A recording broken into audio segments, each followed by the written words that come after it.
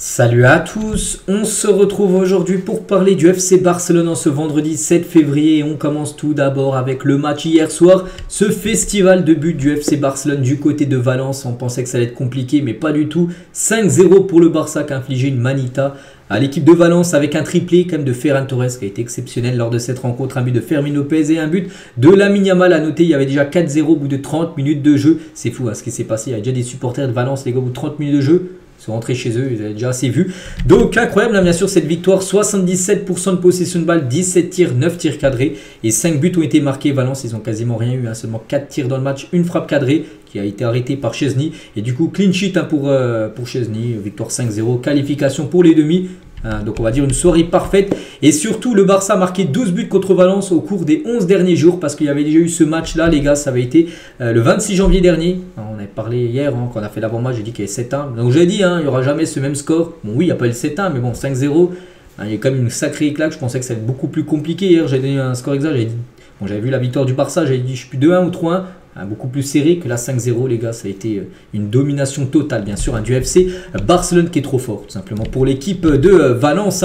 Et la une aujourd'hui du Journal Sport, donc en gros une autre manita avec en tête d'affiche bien sûr Ferran Torres avec son triplé, et l'autre une pareil c'est Ferran Torres qui fait la une et Ferran est au demi-finale avec le qui se remplace par 3 par rapport à ces 3 buts marqués bien sûr pour Ferran Torres. Tiens, on va commencer par lui parce que souvent je commence par la conférence de presse bien sûr du coach Hansi Flick, mais là on va commencer plutôt par Ferran les gars, MOTM bien sûr, homme du match lors de cette rencontre. Donc il a pu ramener le ballon chez lui parce qu'il a commencé titulaire. Souvenez-vous hier quand on a fait l'avant-match, j'avais dit que certainement le 11 de départ sera le 11 qui avait commencé titulaire lors de la victoire 7-1. Ça a été le cas, c'est que cette équipe fonctionne bien. C'est que des joueurs cadres comme Lewandowski était sur le banc, mais Ferran a totalement fait oublier Lewandowski pour le match hier. Bon, après Lewandowski fera son retour contre Séville dimanche, mais voilà, Ferran les gars, il peut être content et il a mis il a sorti un petit message. Donc l'homme du match, Ferran Torres, a un message pour les supporters. Donc salut, je suis content de mon triplé, la victoire à Mestalla et la qualification pour les demi-finales de la Coupe du Roi. Donc voilà le message qu'il a pu envoyer, mais sinon d'autres messages. Et tout d'abord, tiens, sur ces 4 derniers buts inscrits, les 4 ont été contre Valence, donc les 3 hier et lors du match il y a 12 jours. Là où j'ai dit contre le 7-1, il avait également marqué. Donc voilà, n'oubliez pas qu'il joue à Valence il y a quelques temps, puis il fait beaucoup de mal à ce club-là. Et tout d'abord, il a dit je souhaite le meilleur à Valence et j'espère qu'ils resteront en Liga. Parce qu'en championnat, donc là en Coupe du Roi, c'est fini pour eux. Ils vont pouvoir se concentrer sur la Liga. Je crois qu'ils seront dans la dernière place. Je suis un fan de Valence et c'est difficile de voir le club de votre vie souffrir comme ça. Mais il leur a fait beaucoup de mal. Après lui, il joue à Barcelone. Voilà, lui il a fait son taf, ce qu'il doit faire, il a marqué des buts, mais c'est que la situation de Valence est quand même très très critique. On pensait que ça allait être un match compliqué, même tout le monde pensait que ça allait être compliqué, surtout que vous allez être certainement revanchards. Voilà, en plus c'était chez eux, c'était de la coupe, un match sec on peut dire. Bon, après c'était seulement le Barça qui était trop fort en gros. Mais on a eu de la chance de marquer bien sûr tôt, ce qui a facilité bien sûr la rencontre. Cela ne doit pas s'arrêter, je viens d'un chemin de grande discipline et c'est comme ça que je veux continuer. Et Valence c'est toujours ma maison, ce qui rend encore plus spécial bien sûr de marquer un triplé ici. Et je suis très content de mon deuxième triplé bien sûr au FC Barcelone. Donc félicitations à Ferran Torres, un gros match. Et Ferran, tiens, on peut voir qu'il a mis ce petit message, il a levé son maillot où c'était marqué en gros n'oublions pas Valence par rapport à ce qui s'est passé il y a 2-3 mois avec les inondations bien sûr où il a été très touché. Il était même parti aider des sinistrés lors des inondations. On continue, on va parler cette fois-ci d'Hansi Flick. On bascule maintenant sur la conférence de presse bien sûr du coach. Qu'est-ce qu'il a pensé de tout ça? Il est très content déjà, 109 buts en 35 matchs.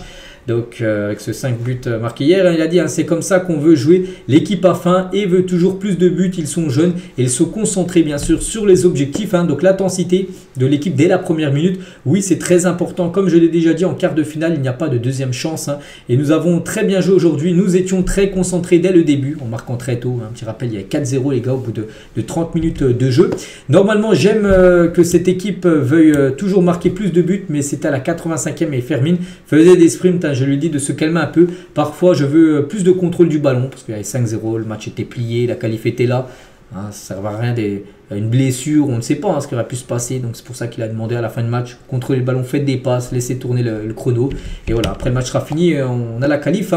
Ferran n'a pas beaucoup de minutes en tant que titulaire, mais il en profite tout le temps. C'est important, c'est qu'il ne joue pas tout le temps titulaire. Bien sûr, c'est plutôt Lewandowski Mais là, il a fait tourner vu que c'est un match de coupe. Il a mis Ferran. À chaque fois, il répond au présent.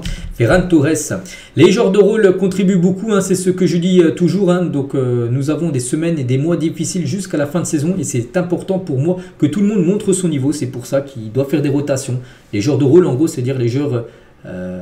rotation, les remplaçants voilà, qui sont aussi importants que les titulaires bien sûr. Je suis content de la performance des joueurs qui n'ont pas l'habitude de débuter. Voilà, dont certains joueurs. Qu'est-ce que Ferran offre en tant qu'attaquant par rapport au jeu en tant qu'ailier? Il a dit pour moi marquer les buts est son travail et il fait un excellent travail aujourd'hui. Je suis très content pour lui car il s'est blessé et est revenu. Ce n'était pas facile bien sûr pour lui. Et Ferran Torres se crée des occasions. Je suis très content pour lui. Donc voilà ce qu'il a pu dire sur Ferran. Il est très content bien sûr de son match. Il a parlé aussi de Pedri. Vous ne pouvez pas le comparer à n'importe quel autre milieu de terrain. C'est l'un des meilleurs à son poste. Il aime jouer au football, avoir le ballon. Il en a toujours envie. Je suis très heureux de son niveau et de n'importe quelle situation, même lorsqu'il est sous pression, Pedri demande le ballon et aide beaucoup l'équipe. Il joue pour l'équipe et avec l'équipe et c'est génial bien sûr d'avoir un joueur comme ça dans son équipe. Nous pouvons nous améliorer, comme je l'ai déjà dit, il est parfois bon de garder le ballon, de laisser l'adversaire courir, ce qui permet d'économiser un peu d'énergie. C'est un aspect sur lequel nous devons travailler. Nous en parlerons, nous en parlons beaucoup aussi. Et il revient sur Pedri, est incroyable, l'un des meilleurs joueurs bien sûr à son poste. Il a parlé aussi de Szczesny les gars, un titulaire Szczesny, gardien, voilà, on sait que c'est son choix numéro 1. Il aurait pu faire une rotation, mais Inaki a préféré Szczesny, c'est son choix. Donc son travail de protéger le but et il fait du très bon boulot. Il nous donne de la sécurité, son caractère est bon. Aujourd'hui, nous avons une feuille blanche, donc un clean sheet, et c'est ce que nous voulons.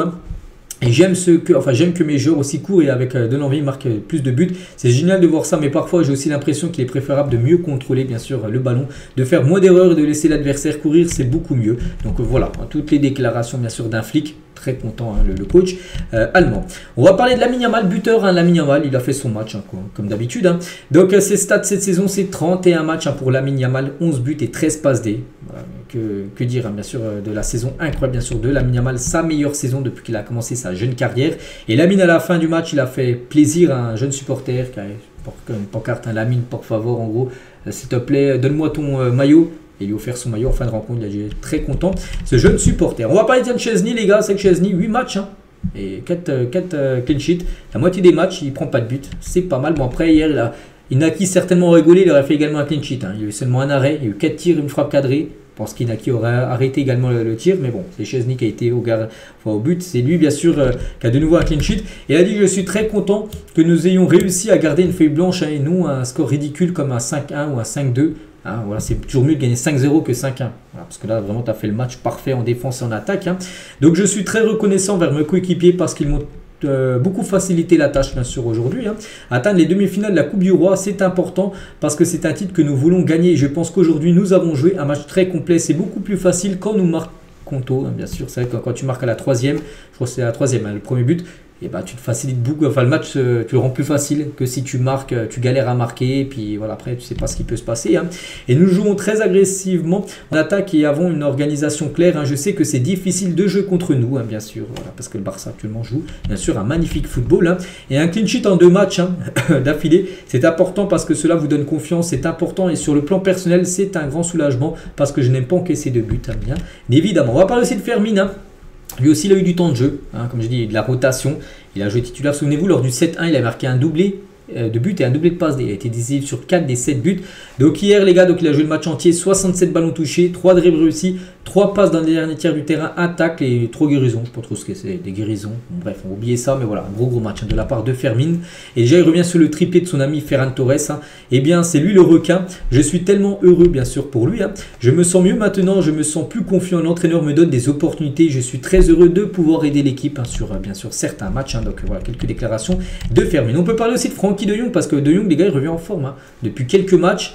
En plus, il commence pas mal de matchs la titulaire. Après, est-ce qu'il est titulaire indiscutable maintenant lors des grands matchs? Pas sûr. Mais là, il a du temps de jeu, il répond présent. Les gars, encore une grosse partie de Frenkie de Jong lors de cette rencontre hier.